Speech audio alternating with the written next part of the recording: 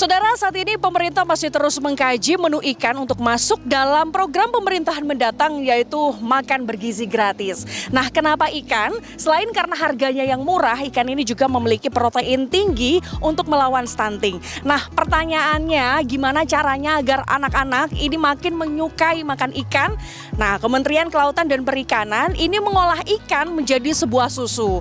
Tetapi Anda jangan membayangkan susu ikan ini seperti susu sapi ya, saudara. Karena susu ikan ini berasal dari turunan hidrolisat protein ikan.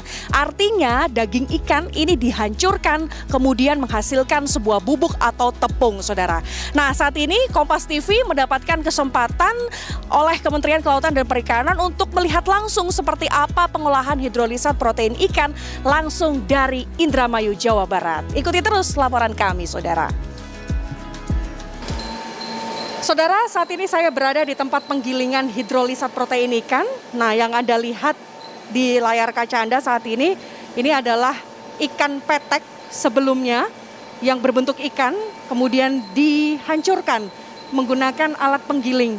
Dan hasilnya, saudara, seperti yang Anda lihat di layar kaca saat ini, saudara.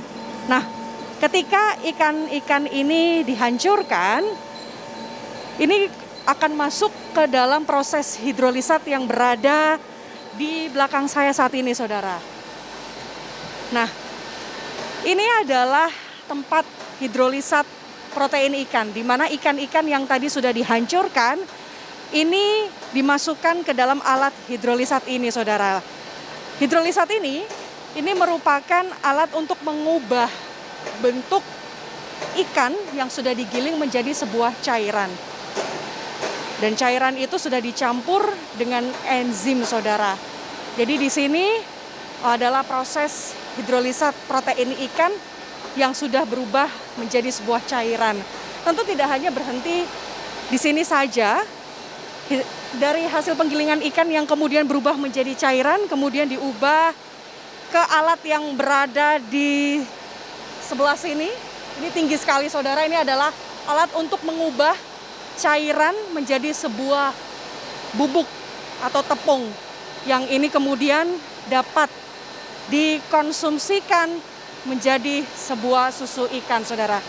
Jadi tadi kita sudah mengikuti segala rangkaian proses penggilingan ikan dan tadi sudah disampaikan oleh manajemen plan dari PT Berikan Bahari Indonesia mengatakan proses penggilingan ikan ini memakan waktu sekitar 12 jam, saudara. Mulai dari pengolahan ikan petek untuk melihat seberapa besar ukurannya, kemudian dihancurkan menggunakan alat penggiling.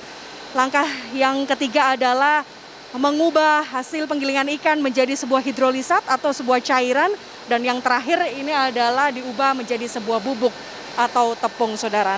Menjadi produk seperti ini, namanya surikan. Nah, surikan ini ada dua rasa. Yang pertama adalah rasa coklat dan juga ada rasa stroberi, saudara. Nah, hasilnya ini bubuk powder HPI seperti yang Anda lihat saat ini, saudara.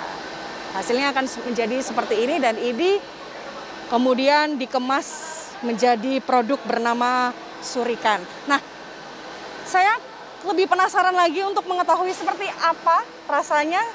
Nah, saat ini ada di sisi sebelah kanan saya, ada dua rasa, stroberi dan juga rasa coklat. Mas, selamat siang. Gracia Kompas TV, saya mau mencoba rasanya seperti apa, oke? Ya. Yang coklat dulu deh. Pakai es batu.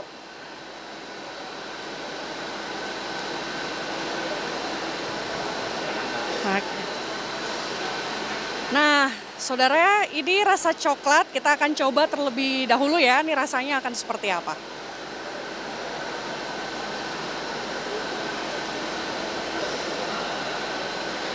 Nah, susu ikan yang rasa coklat ini memang masih ada rasa amisnya. Tapi kalau Anda penggemar ikan yang sudah terbiasa dengan rasa amis ikan, mungkin ini menjadi sesuatu hal yang baik-baik aja ya. Nah, kebetulan saya ini suka ikan, jadi saya nggak terlalu terganggu dengan bau amis yang ada di dalam susu ikan ini yang rasa coklat.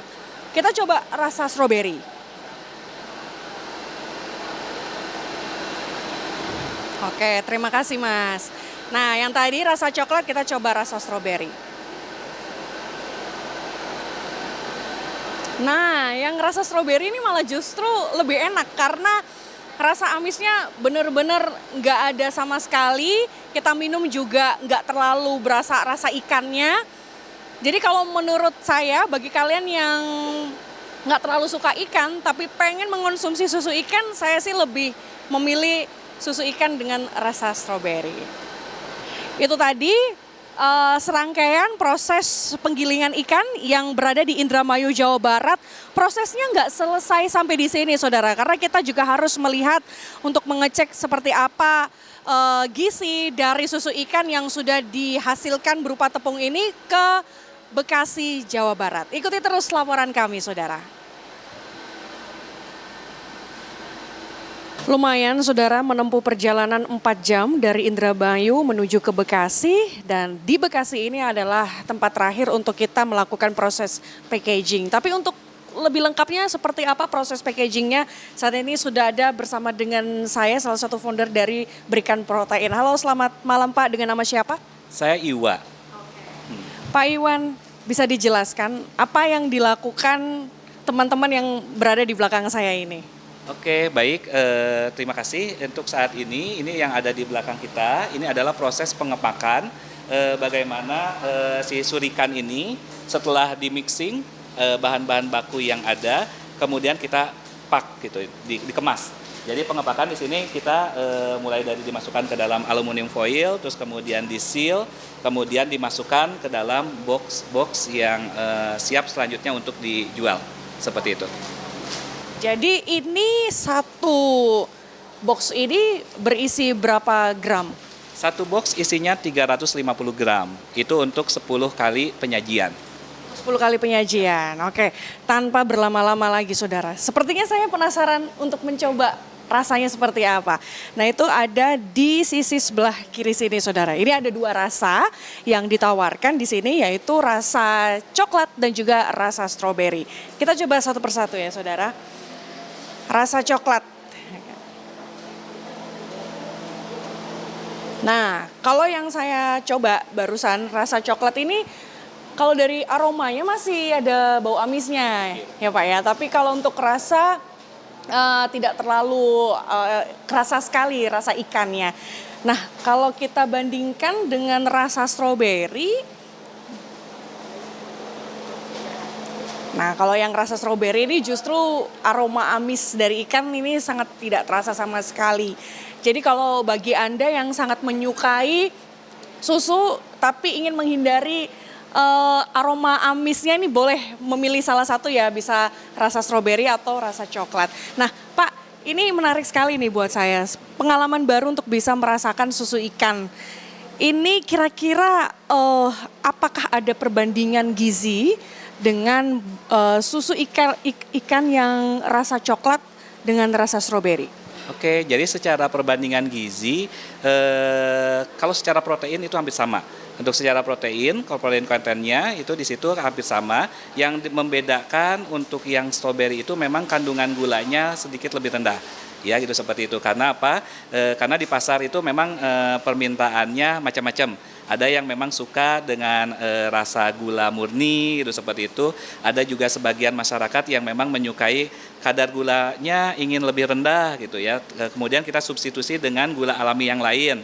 Nah, untuk yang stroberi itu memang kita ada substitusi gula alami yang lain supaya kandungan gulanya bisa lebih rendah lagi. Gitu seperti itu. Meskipun sebenarnya saat ini kandungan gulanya juga di sisurikan ini juga tidak terlalu tinggi juga. Nah, kenapa tidak dibuat sama aja gitu Pak untuk kandungan gulanya antara rasa coklat dan rasa stroberi? Ya, sekali lagi kalau bagi saya sebagai R&D itu lebih mengedepankan bagaimana permintaan pasar. Gitu ya, kita meminta karena teman-teman di marketing kan tentunya akan meminta kepada kami gitu ya, ingin produk yang seperti apa, gitu seperti itu. Nah, itu oleh karena itu maka kita sesuaikan dengan permintaan marketing tadi, itu seperti itu. Jadi lebih ke arah situ. Ini kan tadi juga saya sempat mencoba, ada yang rasa coklat ini agak sedikit kentara sekali ini ya, apa aroma amisnya. Beda dengan stroberi, ini disebabkan oleh apa nih Pak? Ya, Bisa jadi juga karena memang untuk yang coklat itu kita menggunakan perisanya kan coklat bubuk asli. Itu coklat bubuk asli, jadi supaya apa namanya untuk mengcover bau amisnya dengan mengandalkan dari rasa coklatnya. Gitu ya, seperti itu. Dan sedangkan untuk yang stroberi itu memang menggunakan kita menggunakan perisa gitu ya, dengan perisa stroberi.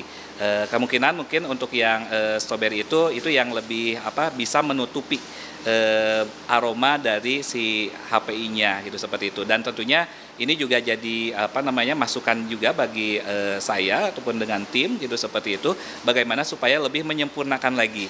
Harapannya sih kita memang targetnya proteinnya tinggi, terus kemudian aromanya bisa ditekan sedikit mungkin untuk rasa fisiknya gitu, seperti itu. Itu memang targetnya. Itu seperti itu. Nah, hidrolisat protein ikan ini kan sebetulnya baru didengar ya oleh masyarakat awam sendiri. Sebetulnya apa sih keunggulan dari HPI sendiri dibandingkan dengan proses pembuatan susu sapi pada umumnya? Sebenarnya kalau dibandingkan dengan susu sapi ini tidak apple to apple juga, itu seperti itu. Jadi ini kan bukan ya untuk dibenturkan gitu ya. Ini kan sebenarnya lebih ke arah bagaimana ini adalah pilihan sumber protein. Nah, untuk yang si HPI ini salah satu keunggulannya pertama dari ikan yaitu mengandung ada karakter asam amino tertentu yang memang lebih tinggi dibandingkan dengan produk-produk lain. Nah, itu seperti itu. Terus kemudian yang kedua, untuk si surikan ini gitu ya, karena dia menggunakan HPI itu adalah crude protein yang sudah dipecah-pecah. Dia sudah dipecah oleh enzim sehingga strukturnya itu bisa jadi lebih sederhana sehingga di tingkatan asam amino. Nah, jadi ketika kita makan sumber protein lain, maka proteinnya itu harus dicerna dulu oleh tubuh supaya jadi lepas asam aminonya, kemudian baru diserap. Nah, itu seperti itu. Nah, sedangkan di HPI ini sudah berupa asam amino, sudah berupa partikel protein yang yang sudah kecil-kecil sehingga penyerapannya pun bahkan ini pernah diteliti juga oleh peneliti di BRIN itu seperti itu bisa sampai 93% ininya penyerapan efektivitas dari protein yang dimakannya itu seperti itu. Jadi mungkin salah satu keunggulannya itu makanya kita juga pernah di tahun di bawah 2020 itu kita juga bekerja sama juga untuk membuat makanan terapeutik gitu ya, jadi makanan untuk terapi bagi orang-orang yang malnutrisi itu seperti itu. Jadi dengan HPI itu dia akan lebih cepat penyerapan oleh tubuhnya, makanya lebih ke arah efektivitas. Sedangkan kalau misalnya bagi makan yang protein kasar lain bisa jadi dari misalnya kita makan daging nih, 100 gram daging kita makan, mungkin yang diserap itu tidak sampai 70% ataupun 80%-nya gitu ya. Karena kan tergantung oleh daya serap dari masing-masing orang. Itu seperti itu. Tapi dengan HPI ini karena dia sudah berupa peptida, berupa bahkan sudah di tataran asam amino, itu lebih cepat, lebih efektif untuk penyerapannya. Oke, jadi bisa dibilang susu ikan ini bukan sebagai pengganti susu sapi ya. Ini fokusnya adalah sebagai jalur alternatif ya, untuk pilihan bagi masyarakat yang tidak bisa mengonsumsi susu sapi, ini bisa juga menggunakan susu ikan yang kaya akan proteinnya. Tadi saya juga baru tahu dari penjelasan Bapak sendiri bahwa HPI ini tidak hanya diproduksi untuk ikan saja, tapi juga untuk produksi yang lain. Seperti apa contohnya? HPI, jadi sebenarnya hidrolisa protein ikan itu produk turunannya maksudnya atau gimana? Oke, produk turunannya itu memang kita ini sangat fleksibel ya. Jadi penggunaan dari HPI ini tidak hanya ikan aja, kita juga bisa hidrolisa protein lain pun bisa, gitu ya, seperti itu. Jadi sekarang juga hidrolisa kedelai juga ada gitu, seperti itu. Terus kemudian juga hidrolisa yang lain juga ada. Kami pun di pabrik yang ada di Bintan itu juga ada hidrolisa gamat. Jadi itu dari teripang ataupun gamat itu kita bisa ngambil kolagen juga, itu seperti itu. Jadi ini tergantung bagaimana bahan baku yang diproses dan apa tujuan untuk yang kita ingin dapatkan. Nah, kalau ikan ini lebih ke arah proteinnya, gitu seperti itu. Jadi dari teknik HPI ini, Pak, ini apakah kira-kira membutuhkan biaya yang cukup mahal? Karena kan saya baru mendengar juga sepertinya ini baru pertama kali diterapkan di Indonesia. Ya, kalau terkait dengan biaya, saya rasa ini relatif tidak mahal. Gitu. Yang mahalnya itu adalah teknologinya aja, risetnya.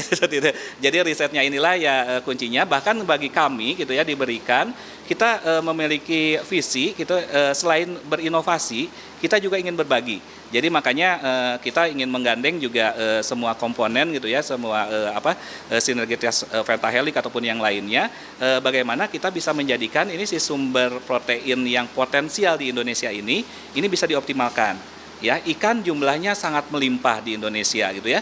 Bahkan mungkin ikan-ikan bagusnya sekarang masih diekspor gitu seperti itu. Nah, bagaimana kita bisa memaksimalkan potensi yang besar ini? Di antaranya kami berinovasi itu dengan ya tentunya kita juga bekerja sama ya. Awalnya pun kita disupport oleh BRIN juga, bahkan oleh KKP sejak dari 2017 itu seperti itu. Nah, itu bagaimana ini hasil inovasi ini bisa disebarkan gitu. Ini bisa dimanfaatkan secara luas oleh masyarakat yang mulai dari Indonesia gitu seperti itu. Ini kan proses HPI ini kan juga membutuhkan suhu panas ya yang cukup tinggi. Ini kira-kira akan mengurangi kandungan gizi yang berada di dalam susu tidak? Ya. Jadi untuk proses yang kami lakukan itu adalah sistemnya itu adalah HTST. Jadi high temperature short time. Kita menggunakan spray dryer, memang temperaturnya tinggi gitu ya. Tapi proses perjalanan dari si HPI-nya itu di spray yang liquid itu sampai dia jadi powder itu cuma beberapa detik saja. Itu seperti itu. Jadi itu untuk meminimalkan kerusakan dari proteinnya. Jadi sejumlah inovasi masih terus dilakukan demi untuk bisa menjadi jalur alternatif ya susu ikan ini. Terima kasih Pak atas waktunya sudah menjelaskannya kepada kami.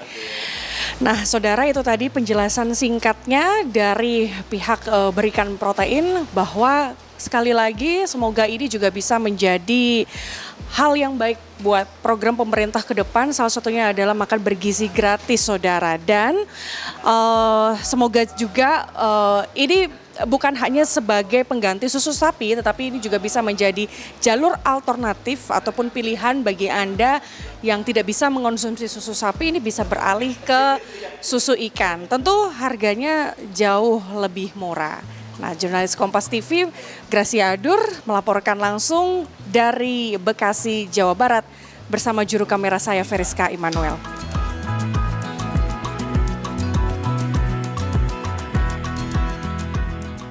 Menjunjung tinggi prinsip jurnalisme dalam setiap tayangan terbaiknya. Menghadirkan berita bernilai sebagai referensi. Gelar bicara yang tajam. Tidak, ini kan kebohongan dok.